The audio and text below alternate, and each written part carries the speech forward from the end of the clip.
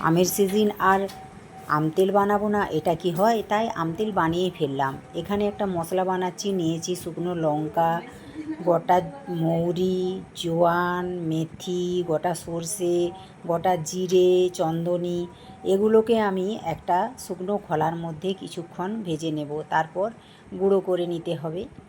তার আগে আমি আমটা নুন আর হলুদ মাখিয়ে 4 ঘন্টার মতো রোদে দিয়ে রেখেছিলাম, সেটা দেখিয়ে দিলাম। এই যে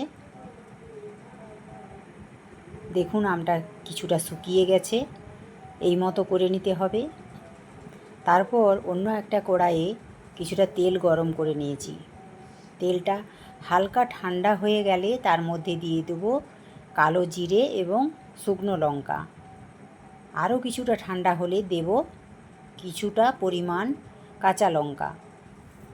এবার যে মশলাটা আমি ভেজে রেখেছিলাম সেটা গুঁড়ো করে নিয়েছি, সেটাও দেখালাম।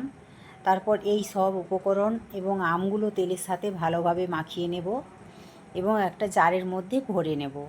জারটা ভালো করে শুকনো করে নিতে হবে, যেন জারের মধ্যে কোনো জল না থাকে, নয়তো এটা নষ্ট হয়ে যাবে। এবার জারে পুরো তেল ডুবিয়ে দিলাম, তাহলেই হয়ে যাবে। এটা 8 দিনের মতো রোদে দিতে হবে। বাই।